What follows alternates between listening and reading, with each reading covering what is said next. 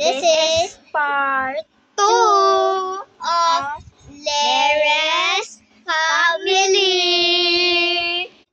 Kasali pala tayo sa binyag ng anak ni Kumare. Baka may anak na pala yun. Magsasabi naman sila na bukas. Sino? Si Kumare, yung anak niya. May anak na pala siya? Oo. Ay, ba't yung aso namin nandito? Ay, basta. Akin yun. Ay, sorry. Kinuha niyo ba? Oo. May kasantukin ko dyan. Aso ko yan. Aso ko yan. Dito na tutulog yan. Uy, dito na tutulog. Hindi. Bahay ko. Bahay ko yan tulog. Hindi sa'yo.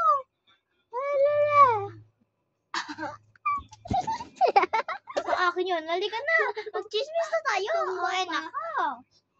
Natumbo lang ako. Aray. Basta. Aray ko. Tara na. Okay. Ay, dito ka na pala. Ay, nako. Gabi na. Matulog na tayo. Sige, magpapalit lang ako ng... Sige, magpapalit lang ako ng pantulog. Ikaw, din magpalit ka na. Sige. May ginawa po ba siya? Sabi niya, adututa. Uy, te! Hindi yun nakabidyo. Ay, naku, palitan na nga natin ito ng ano. Palitan na nga.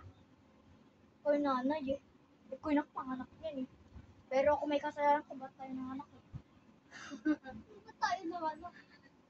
Ayan, o, pinanganak mo na yan. Tapos na siya? Kasi Okay. ano pa. Okay, tulog na. Ligalig kasi. Kaya, Okay. So, matutulog na kami, guys. Matulog muna kami.